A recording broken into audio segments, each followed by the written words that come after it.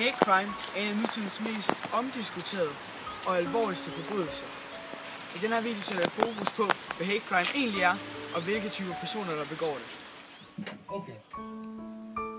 A white couple in Springfield, Missouri are attacked by 6 angry black men.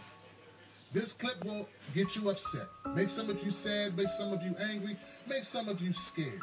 But what it definitely will do is turn my comment section into a war zone. Here's a clip. Hate crime er forbrydelser mod personer på grund af deres race og seksualitet.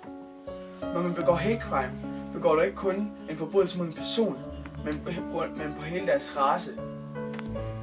Nogle steder i verden er det faktisk så slemt, at du ikke engang kan gå på gaden som homoseksuel, uden at blive overfaldet.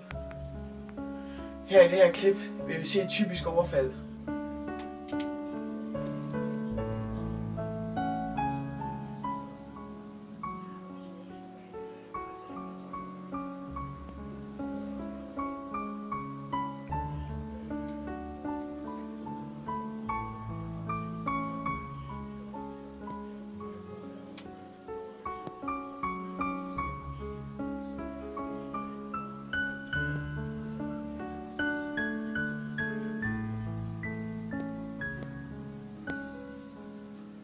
I 2008 lancerede Justitsministeriet den seneste statistik på hadforbrydelser i Danmark.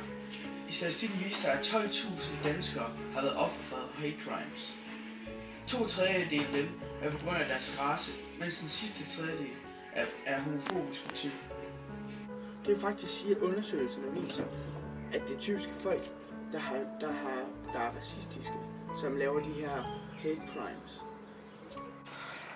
Det lyder alle sammen voldsomt, men heldigvis mener eksperter, at i Danmark og Europa er man begyndt at bekæmpe hate crime mere og mere. Så det vil sige, at vi måske vil få en fremtid, hvor der slet ikke eksisterer hate crimes.